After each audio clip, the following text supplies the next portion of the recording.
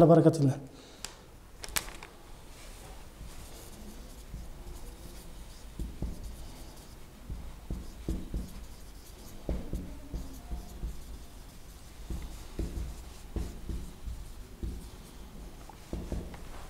إذا هذا الدرس ديال لا جيومتري دون ليسباس كنقسموه لجوج ديال الدروس. كاين لو برودوي سكالير اي لو برودوي فيكتوريال. دونك غادي نبداو حنايا في الفقره الاولى ديال لو برودوي سكالير. لو برودوي سكالير دون ليسباس. أول حاجة غادي نتكلموا عليها هي le repère. Donc on va parler de notion de repère et de base de l'espace.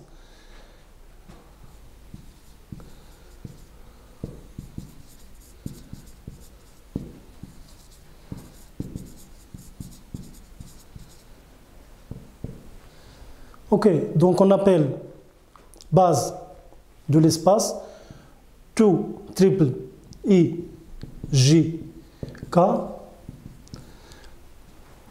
tels que les vecteurs I, J et K ne sont pas coplanaires. Je vais vous expliquer qu'est-ce qu'on veut dire par des vecteurs coplanaires. Trois vecteurs I, J, K sont coplanaires si seulement si il existe alpha, bêta de nombres réels tels que I est égal à alpha J plus bêta K. Ok, donc ça, c'est juste des rappels. Vous avez déjà vu ça l'année dernière. Donc, on a dit que trois vecteurs sont dits coplanaires s'il existe deux nombres réels, alpha et bêta, tels que I est égal à alpha J plus bêta K.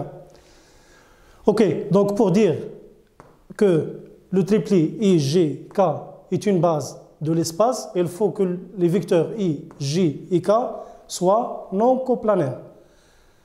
Ok? Donc voilà I, et voilà J, et voilà K. Ce sont trois vecteurs non coplanaires, c'est-à-dire ils n'appartiennent pas tous au même plan. Ok, donc maintenant on a défini une base de l'espace. C'est une famille de trois vecteurs I, J et K qui ne sont pas coplanaires. Donc qu'est-ce qu'on veut dire par le repère? Donc si I, J, K est une base,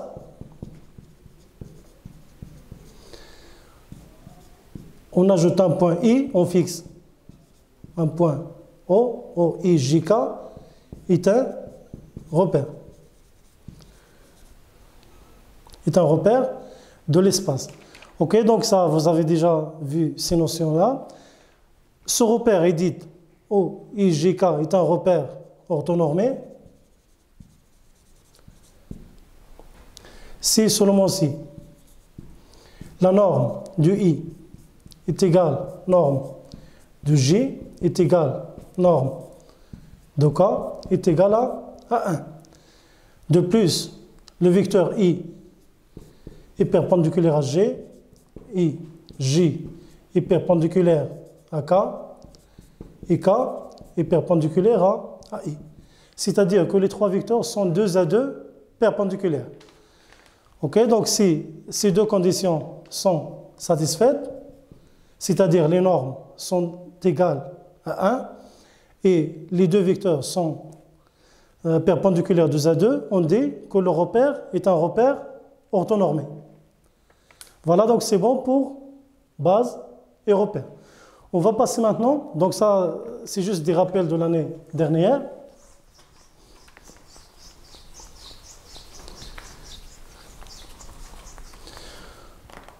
On va passer maintenant pour donc soit l'espace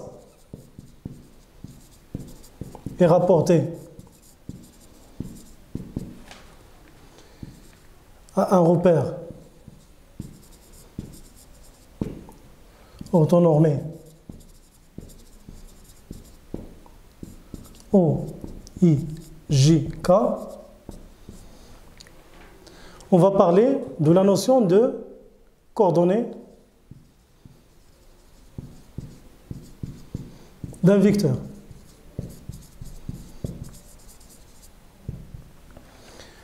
Ok, donc soit A, un point de l'espace de coordonnées XA, YA et ZA. Et B,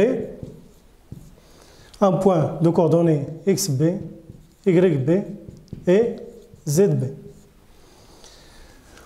On définit le vecteur AB et les deux coordonnées XB moins XA, YB moins YA et ZB moins ZA.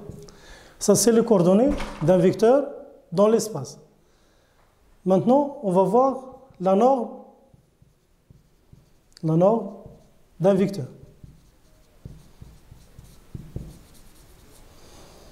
Et aussi la distance entre deux points. Donc, étant donné deux points A et B de coordonnées XA, YA, ZA et B de coordonnées XB, YB, ZB, on définit la distance entre les deux points A et B, comme ça. Donc, la distance, c'est la norme du vecteur AB, est égale la racine carrée XB moins XA au carré plus YB moins YA au carré plus ZB moins ZA au carré. Voilà. Et pour la norme d'un vecteur, donc soit U de coordonnées, par exemple A, B et C, un vecteur dans l'espace. Donc c'est quoi la norme du vecteur U? C'est la racine carrée de A carré plus B carré plus C au carré. Donc voilà, on a défini les coordonnées d'un vecteur à partir de deux points qui définissent ce vecteur et la norme d'un vecteur. Ok, donc on va passer maintenant à la définition au produit scalaire. Donc ça, tout ça, vous avez déjà vu ces notions l'année dernière. Donc maintenant, je vais commencer par le produit scalaire dans le plan.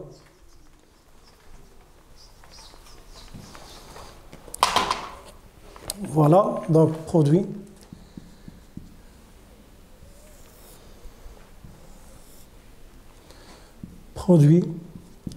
scalaire dans l'espace plutôt, dans l'espace. Ok, donc on prend soit U de coordonnées par exemple alpha, bêta et gamma, et V, un vecteur de coordonnées A, B et C, deux vecteurs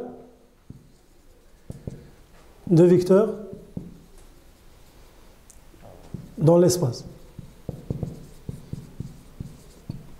Donc on va parler de la formule analytique du produit scalaire dans l'espace. Donc c'est quoi U scalaire V? Ça c'est égal. Donc on va faire alpha fois A plus bêta fois B plus gamma fois C. C'est-à-dire on multiplie composante par composante, puis on fait les sommes de ces composantes. Prenons un exemple.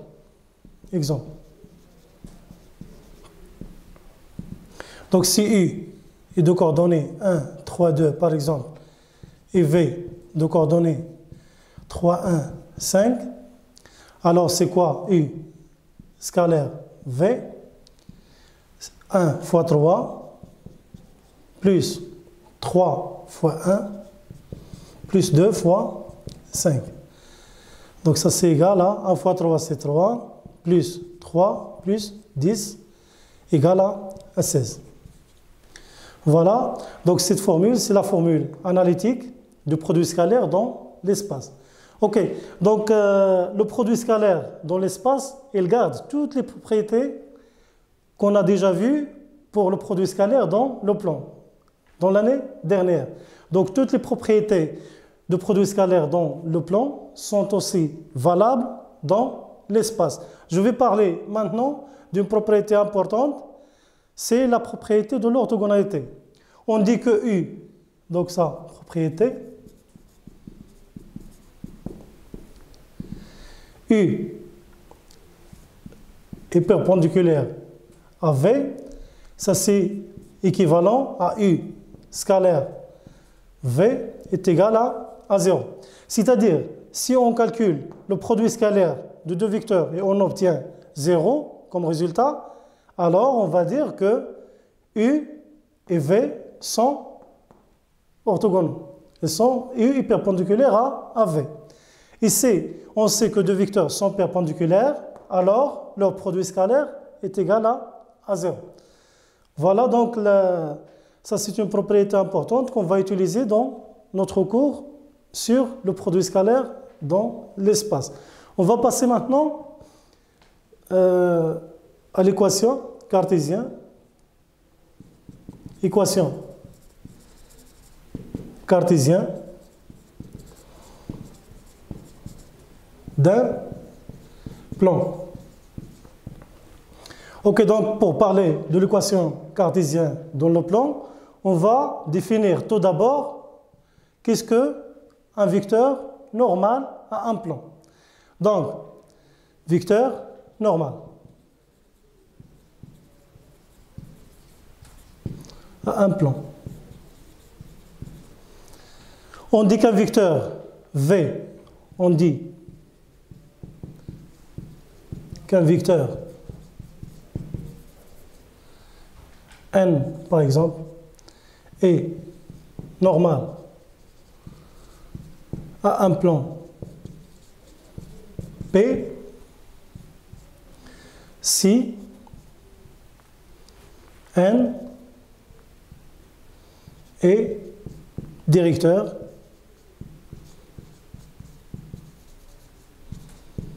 à toute droite delta qui est parallèle à P.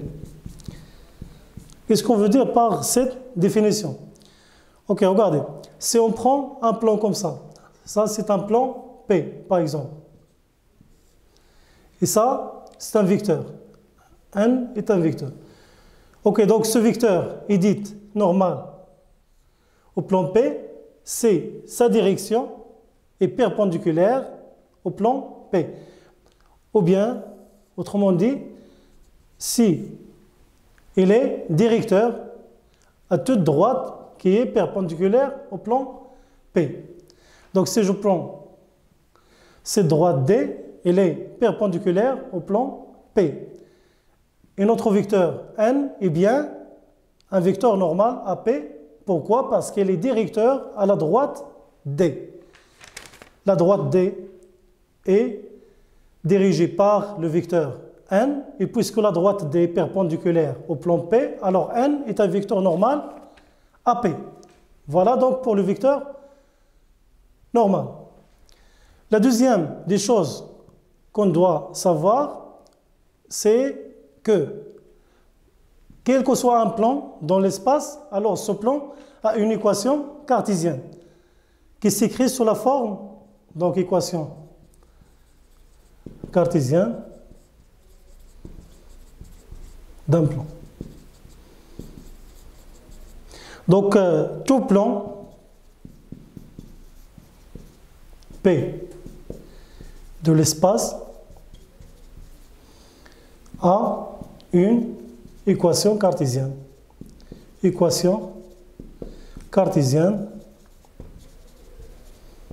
de la forme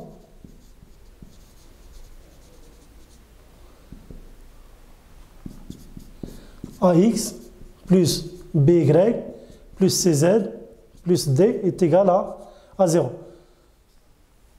Donc, l'écriture que vous voyez ici, c'est bien une équation cartésienne d'un plan.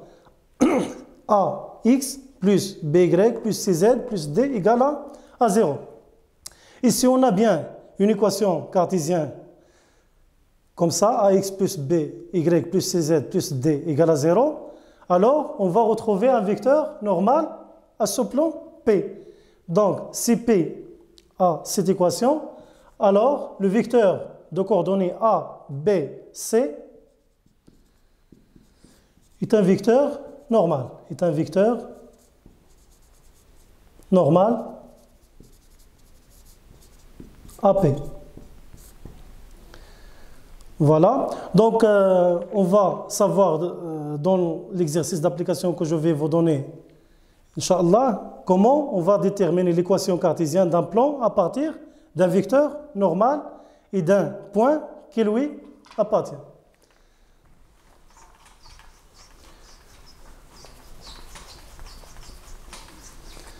Ok, donc si je prends donc soit P, un plan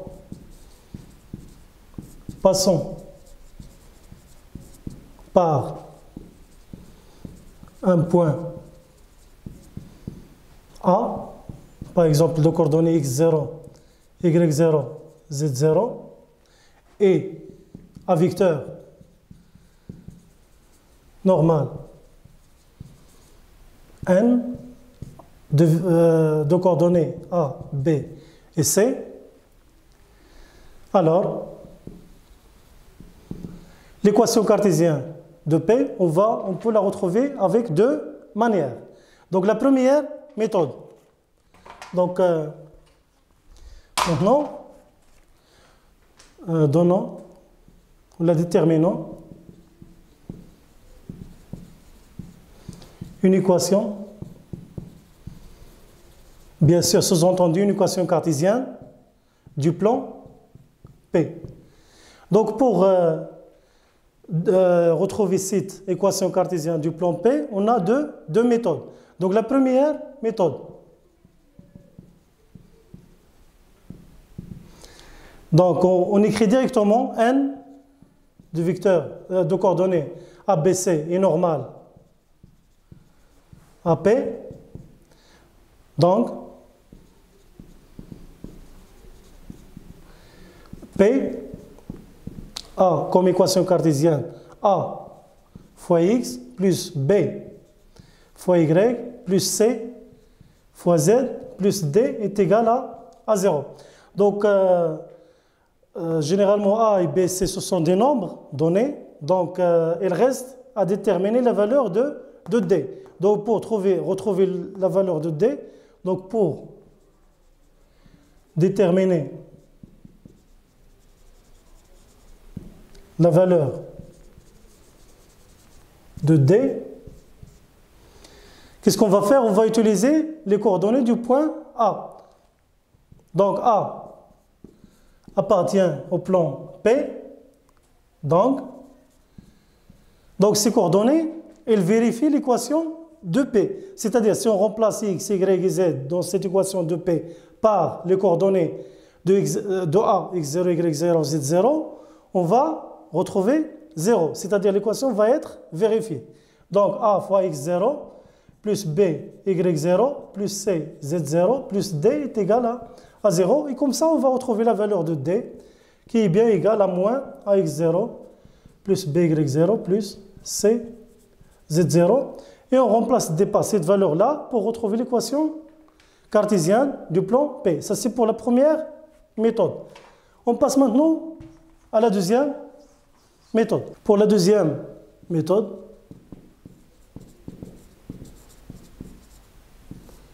on va utiliser le produit scalaire. Donc pour cela, on va prendre un point, soit M, un point de coordonnées x, y, z, un point de l'espace. Un point de l'espace. Donc si ce point M appartient à notre plan P, alors Ça, qu'est-ce qu'elle va vérifier? Si je prends, voilà le plan P, il passe par le point A, c'est-à-dire que le point A appartient au plan P et un vecteur normal N. Donc si je prends n'importe quel point M dans le plan P, alors le vecteur AM il va être perpendiculaire à notre vecteur normal N. Donc je peux écrire que le vecteur AM il est perpendiculaire au vecteur N. Ok, donc ça c'est équivalent. Donc on a dit que ces deux vecteurs sont orthogonaux, alors, ou bien perpendiculaires, alors leur produit scalaire égale à 0. Et on va utiliser, on a les coordonnées de AM sont x moins x0, y moins y0 et z moins z0. Et les coordonnées de n sont A, B et C. Donc ça va être équivalent. Si AM est perpendiculaire à n, leur produit scalaire est égal à 0. Ça veut dire que x, A fois x moins x0, plus B, facteur de y moins y0, plus C, facteur de z moins z0, est égal à 0. Et si je développe cette écriture, qu'est-ce que je vais obtenir? J'obtiens AX plus BY plus CZ. Et ça, c'est moins AX0 moins BY0 moins CZ0 est égal à 0. Ça, c'est la valeur de D qu'on a trouvée tout à l'heure. C'est-à-dire AX plus BY plus CZ moins AX0 plus BY0 plus CZ0 est égal à 0. Et ça, c'est bien l'équation cartésienne de notre plan P dans l'espace.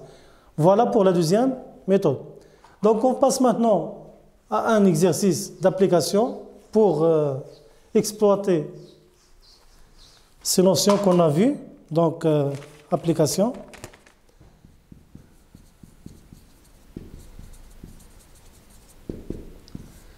Donc, sous-entendu, l'espace est rapporté à un repère orthonormé au IGK.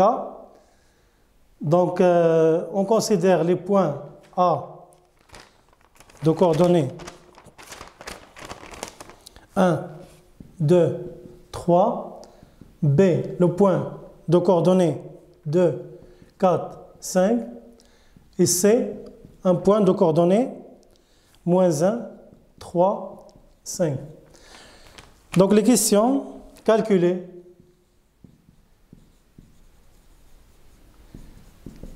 la norme de A, norme de AB, norme de AC, puis le produit scalaire AB scalaire AC.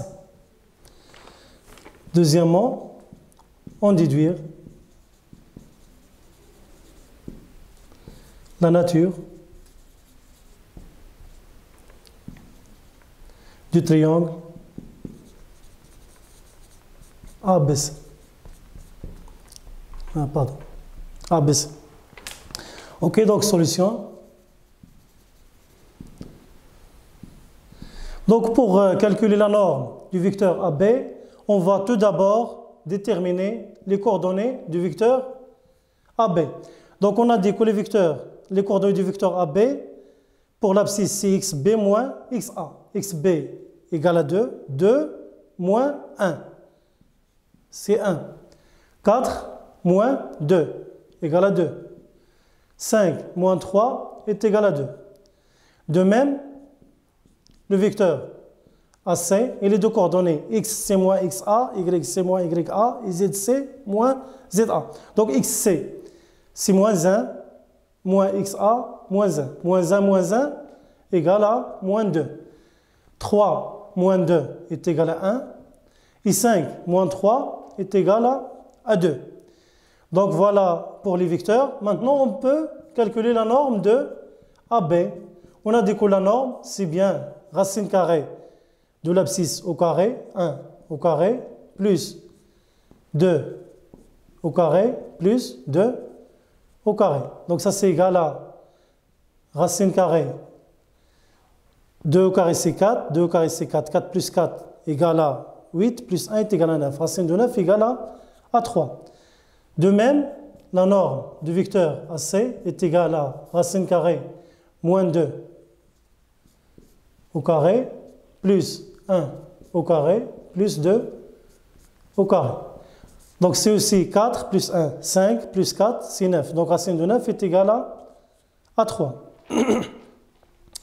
Ok, donc on remarque ici que AB est égal à C. Puis on va calculer le produit scalaire AB scalaire AC. Donc on va multiplier composante par composante. Donc A, 1 fois moins 2,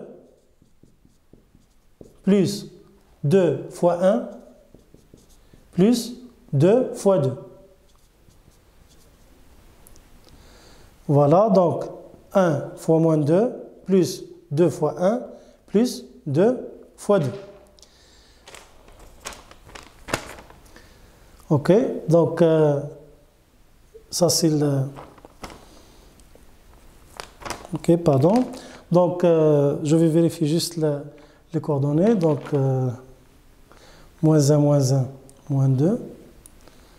Et ça c'est 3, moins 2. C'est 1, 5 moins 3 égale à 2. Ok, donc moins 2 plus 2 c'est 0. Et ça c'est égal à 4. Donc vous remarquez ici que le produit scalaire il est égal à 4. Il n'est pas égal à 0. Donc on ne peut pas dire que le vecteur AB est perpendiculaire au vecteur AC. Donc pour la nature du triangle ABC, on va dire que c'est un triangle isocèle. ABC est isocèle. Car la distance AB, qui est la norme du vecteur AB, est égale à 3, qui est égale aussi à la norme de AC égale à 3. Donc, on va passer à un deuxième exercice d'application pour finir.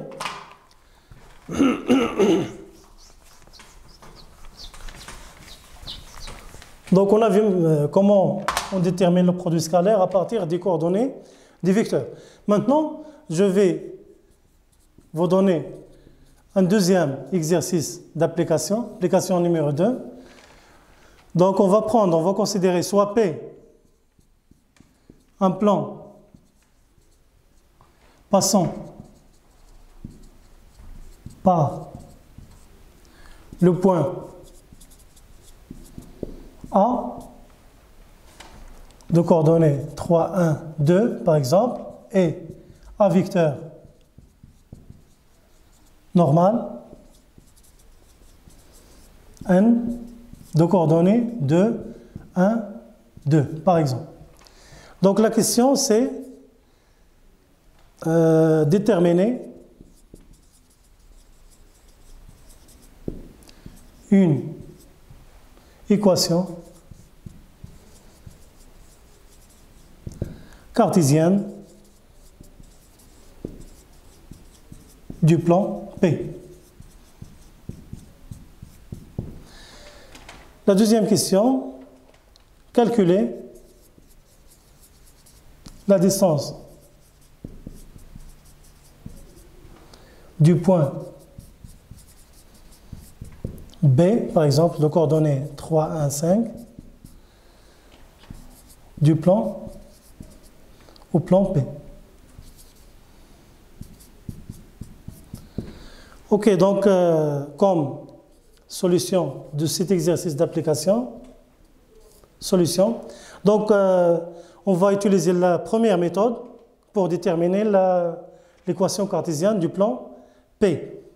Ok, donc on a le vecteur n et les deux coordonnées de 1, 2 et normal AP. Donc,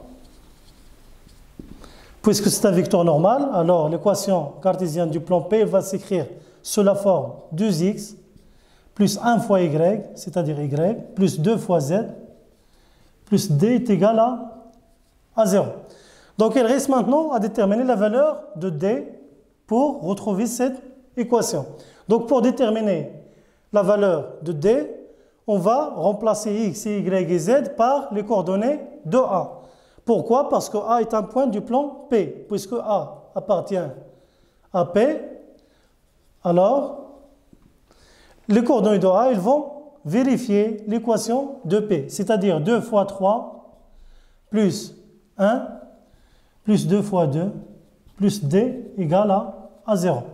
Donc 2 fois 3 égale à 6, plus 1, 7, plus 4, c'est 11. Donc 11 plus D est égal à 0.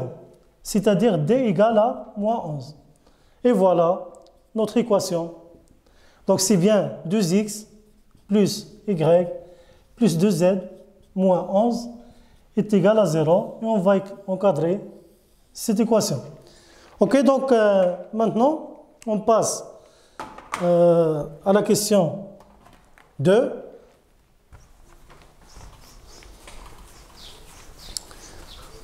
Cette notion aussi de distance est déjà vue à la classe de première, baccalauréat.